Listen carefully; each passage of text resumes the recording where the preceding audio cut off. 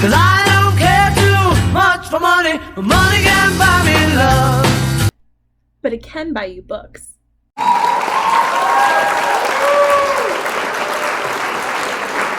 Hi guys, so I am back again with another episode of musical book recommendations, and this time I am going across the pond and we are going to be looking at songs by the 1960s sensation, the Beatles.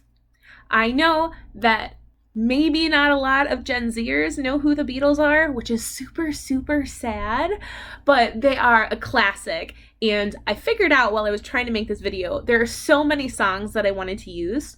And you'll notice that some of their bigger songs are not actually on this video. So who knows, maybe one day I'll do a Beatles part 2, but there are so many amazing bands out there, I might never get to it. So these are some of my favorite Beatles songs that I'm going to share with you. Now, song number 1. Oh, I believe in yesterday, suddenly. Yesterday, one of the Beatles' fairly famous songs. I mean, I could say that all these songs are their famous songs because, I mean, there's just so many hits that they did. So, Yesterday. And when I was listening to this, I thought about books that go back in time. Yesterday, all my troubles were so far away. But were they really? Like, really?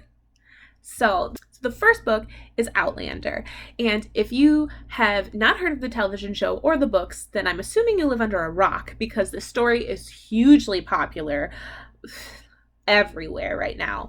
And Outlander is a story of Claire, a nurse from World War II, and on her honeymoon, she ends up touching these stones at Craignadoon, which is an imaginary Scottish landmark, and she is transported back in time to the 1700s in the same area she is in.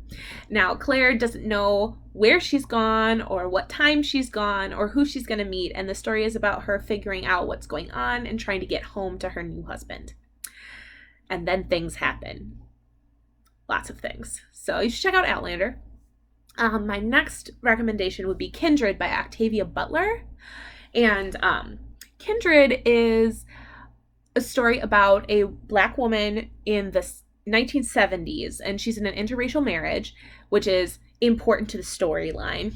And then all of a sudden, she gets sent back in time mysteriously to the antebellum South, where she sees this boy, this white boy, in trouble, and she saves him.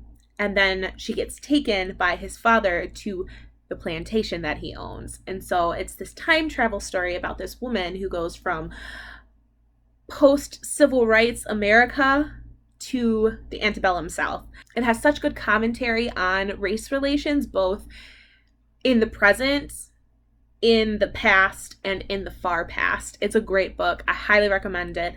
It's a lot different in feel, I think, than The Parable of the Sower. So you should check that out. So my last recommendation is going to be the All Souls trilogy by Deborah Harkness. And the first book in this series is A Discovery of Witches, though the time travel element doesn't come in until the second book, but it's well worth it, and it does play a major role in the entire storyline. And this is about a woman named Diana, who is professor at Oxford, and she gets involved with this mysterious man named Matthew, and they are on the hunt for this very extraordinary, thought to be long lost manuscript called Ashmole 782. And so it involves magic because her family is a line of witches, and it's really well done. In my opinion, I think for a witches and vampire story, it's done really well, and so I recommend that one. The cool thing about these 3 series is that there is a lot of comparison in the timeline hopping between the past and now, and that plays a big role in the stories. And so if you're looking for a book with some good time travel, plot points, I'd suggest one of these 3. All right, song number 2. I'm gonna try with a little help from my friend.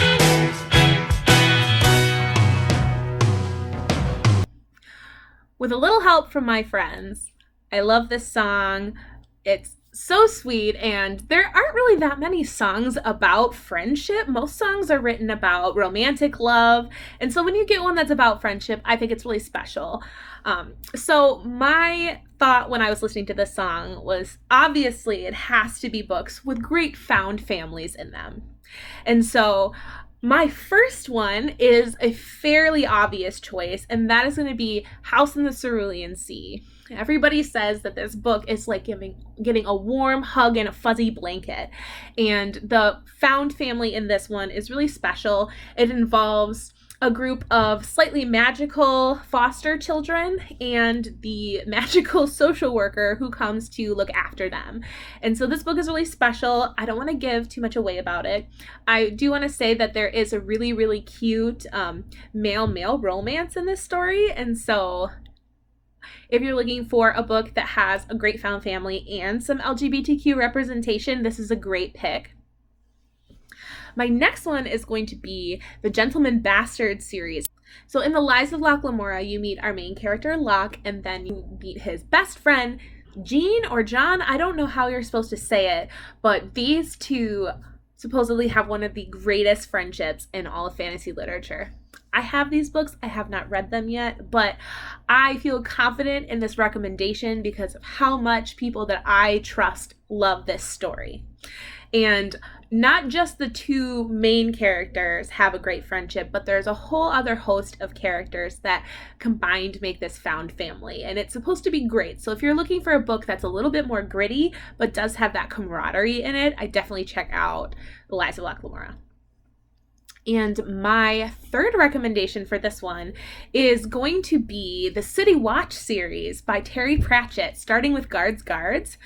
The City Watch is, other than being absolutely hilarious, it's this ragtag bunch of people who come together and have one of the crappiest jobs in all of Ankh-Morpork, but they work together and have this crazy, silly friendship, or they're just helping to take care of each other through all the ups and downs of life. And I loved Guards.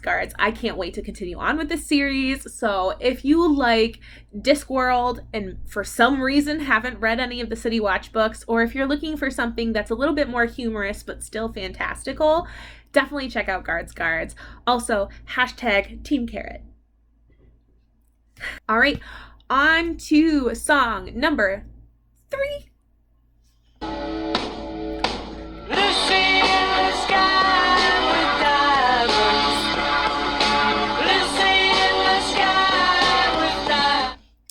All right, Lucy in the Sky with Diamonds, otherwise known as LSD.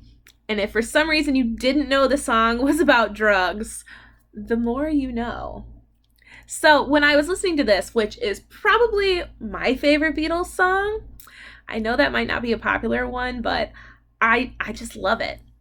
But I was thinking about books, fantasy books in particular, that deal with drug abuse and addiction. So this particular category might need to come with a bit of a trigger warning. So if you're sensitive to talk about drugs or addiction at all, then feel free to go ahead and skip to song number 4.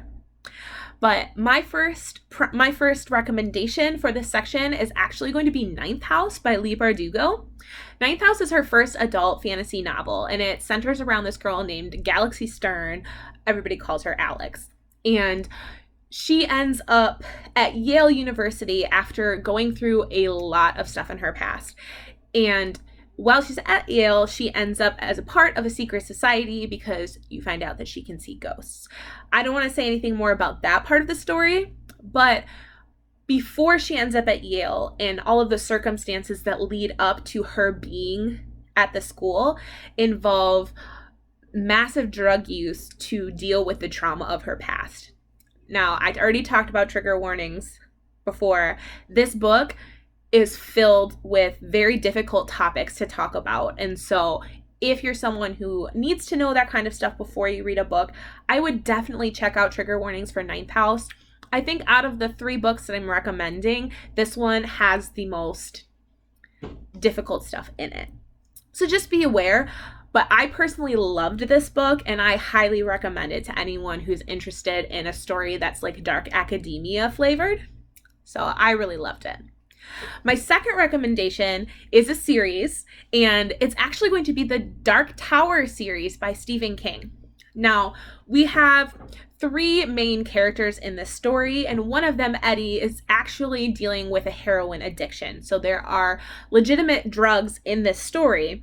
But on top of that, Roland, our main character, he is obsessed with the tower. He's obsessed with finding the Dark Tower to the point of it being an addiction to him. And at some point, he is called a tower junkie in this story. The Dark Tower is an amazing series. I've read the first 3 books. I plan on continuing at some point, and I really recommend it to people who are fans of Stephen King and fans of fantasy. And if you are a fantasy person who wants to get into Stephen King's work and might not be super into horror, I would definitely try The Dark Tower first, because it does bring some of those elements in, but it's not a completely horror story. So my third recommendation is another trilogy, and this is going to be The Poppy War by R.F. Kuang. I think that's how you say her name. And this story follows Chinese influence, and as you can probably tell from the title, it kind of follows the story of the Opium War. And in this story, there's a very unique magic system that actually involves the use of drugs. So people who can access power, they access the gods and they ask them for power and utilize the power of the gods. And in order to do that, they have to be under the influence of opiates or other hallucinogens. And that has consequences for the magic users in this story. Now, The Poppy War is also a very grimdark, very brutal story that really shows the atrocities of war and the consequences of the violence of war. So this is also a semi-difficult read. So just be aware of that before you pick up The Poppy War. Now, on to song 4. Ready? I wanna hold your hand. I wanna hold your hand. This is probably my second favorite Beatles song. It's so cute. I love it. And my choice of recommendations for this song is going to be fantasy books that have PG romances in them. That means 0 spice, guys. No spice for you. So if you're the kind of person who does not enjoy sex in your books, then these are some good recommendations for you. I personally don't mind spice, but I also really enjoy a good, cute, wonderful love story that doesn't hinge on sex. So my first recommendation, to be completely honest, is going to be any book by Brandon Sanderson. Brandon Sanderson does not write sex scenes in any of his books. The closest you get is pretend sex. And I am a real big fan of his stories. I think that his romances are cute. Some of them are not the best romances I've ever read, but I still enjoy them, and he does a good job of showing characters falling in love. The main recommendations, I guess, out of Brandon Sanderson's work that have a decent amount of romance in them, I would say Mistborn is a good one, and my personal favorite is actually going to be Warbreaker. And in Warbreaker, I feel like the romance is more front and center than it is in any of his other books. The Stormlight Archive also does have some really good romances, but to be completely honest, I would not read those for the romance. So definitely check out Warbreaker. All right, my second recommendation is a book that I really love and a movie that I really love, and that is going to be Stardust by Neil Gaiman. So Stardust is the story of this boy named Tristan who lives in a city on the other side of a mysterious wall, and he crosses the wall in search of a fallen star so he can bring it back to the love of his life, or so he thinks is the love of his life, to win her hand in marriage. And the land beyond the wall is magical, and all sorts of fun things happen. And I love this story. It has one of the cutest monologues about love in it, and it's just a wonderful, like, wholesome story of magic and love and witches and fallen stars, and it's just so much fun. And if you enjoy the book, definitely check out the movie. It's great. And if you like the movie, definitely check out the book, because there are some differences between the two, notable differences. But I still think that the movie is a fun adaptation. My third recommendation for this category is actually going to be a book called Carry On by Rainbow Rowell. Carry On is a story of 2 teenage boys who go to like a magical boarding school, and one of the boys, Simon, is the chosen one of the magical world, except for he's kind of a bumbling chosen one. His magic doesn't like to work right, and all sorts of things are going wrong in his life. And the other boy in the story is Baz, who is his mortal enemy arch nemesis.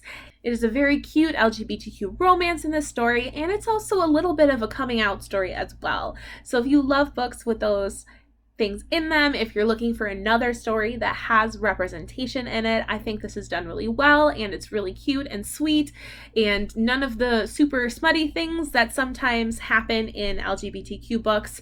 I know that sometimes it's an issue with that being fetishized in fantasy or other genres, usually in romance, but that doesn't happen in this story. I think it's very wholesome and good.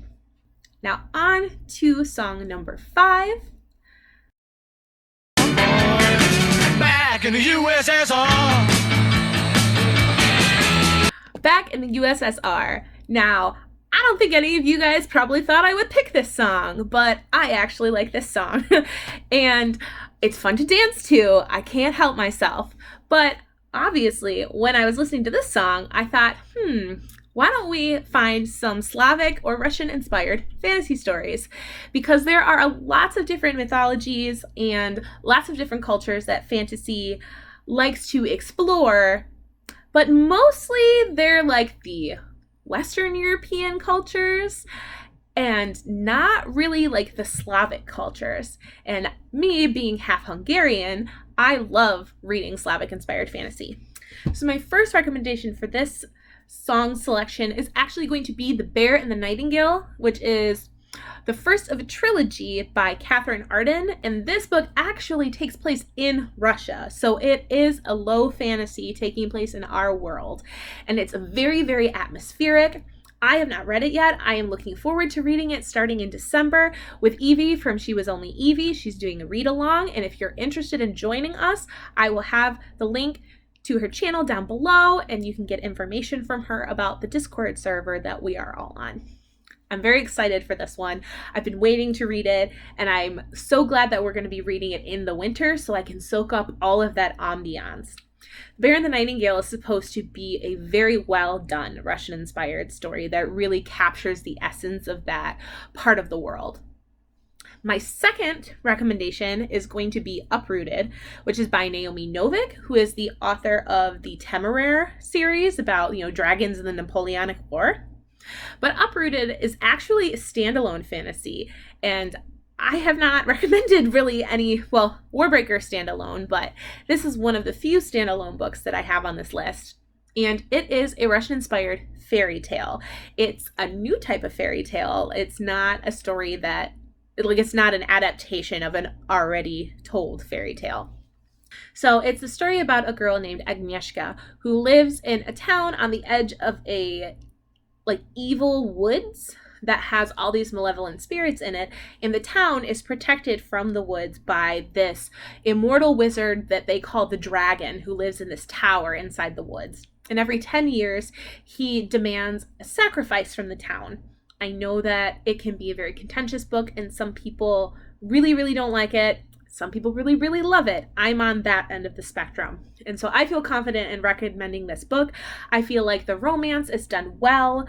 I do want to warn people that there is a large age gap between the characters in the romance. So if that's something that you don't like, then I would maybe not read this book. But otherwise, I really loved this story. My third recommendation for this is going to be a book called Vita Nostra, which is actually a dark academia story that was written in Russia. It is a Russian story and has been translated into English for us to read. And I think that's really cool because I have not read many books that have been translated from Russian except for the classic Russian stories. You have Dostoevsky and you have Tolstoy and all of them, which I haven't read, but they have been translated. I don't know many fantasy stories that have been translated. So Vita Nostra is a story about a girl named Sasha. She ends up at a school called the Institute of Special Technologies. And this school is unlike any other weird magical school that I've ever read. This is a very brutal school, and the curriculum is insane. She can't quite figure out what they want from her, and whenever a student fails at something, they don't get punished for it, their families do. So this is a very cruel and brutal school that she's in, trying to learn this magic. And it's a very cerebral book, in my opinion, and it deals with some philosophical topics, and it's just very different from any dark academia book that I have read, at least recently. It was a little bit more difficult to read. So if you want something that's super easy and super fast to go through, this is not the book for you, but I felt like the challenge of reading it was worth it. And on to our 6th and last song of this video. Here we go.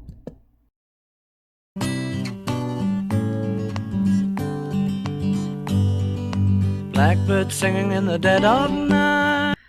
I feel like Blackbird is one of the quintessential Beatles songs. I love this song, and when I was listening to it and looking at the lyrics and really thinking about what I felt like Blackbird embodied, I thought of transformation and coming of age of a character who's gone through a lot of things, maybe in their childhood, and as they grow, they take that trauma and they take those difficulties that they've gone through and they transform into this better, different person than they were, who is more prepared to deal with the world. Take these broken wings and learn to fly. Take these sunken eyes and learn to see. Like, it's about bettering yourself and that moment where you get to, shed that trauma that you've endured.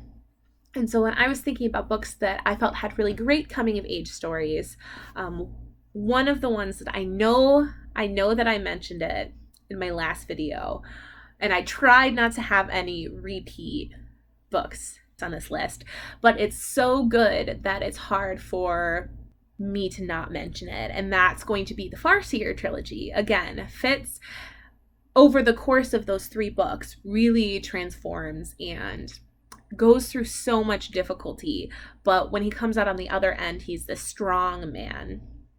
I really love the Farseer trilogy, if you can't tell, but it really does have this wonderful coming of age story in it.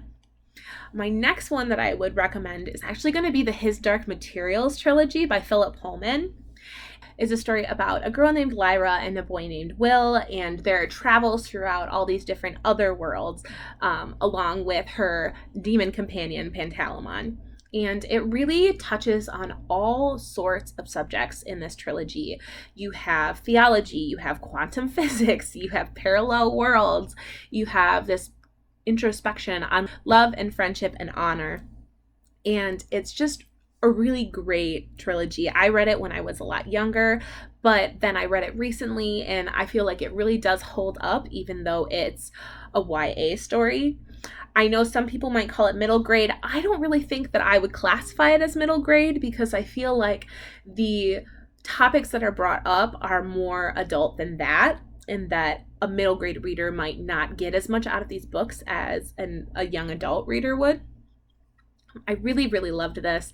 It has so many layers to it, and you can really get deep into the story. So my last recommendation is actually going to be the Codex Alera by Jim Butcher. We follow this boy named Tavi who lives in this world where they have elemental spirits that connect with a person, and you can use those spirits to control elemental magic. And Tavi doesn't have any. He is 15 years old and cannot connect with any of the elemental spirits, and he's like the odd one out because he's the only one who doesn't have powers. And he has to help protect his country, his valley, his stronghold from this invading force coming from the north. And the whole series is 6 books, and it follows him as he transforms from this young boy into this strong man. It's about it's the giant coming of age arc. That's what the Codex Alera is. Not to try to sell it for a funny reason, but it's supposed to be a combination of the Roman Legion and Pokemon coming together. That was Jim Butcher's kind of dare to get him to write this series, and I think it turned out way better than anyone would have imagined. So I highly recommend Codex Alera. Honorable mention for Name of the Wind, which is also a really good coming of age story. However, it's not finished, so I really want to stop recommending it to people because I don't know how long we're going to have to wait for book 3, and I don't want to tell you guys to read something that's not finished. So There were so many coming of age stories to choose from, so I just picked 3 this time. I'm sure there will be other videos in which I will use this particular prompt again. So that is my recommendation set for the Beatles music. There's so many wonderful songs that the Beatles put out. I could do probably 2 or 3 more videos just with songs that I love from their discography, but these were the 6 that I picked today. I hope you enjoyed them. I hope you found something new to read. And as always, thank you so much for watching. Please subscribe and like if you are interested in my content. I would be oh so grateful. And I hope you guys have a wonderful day. Bye.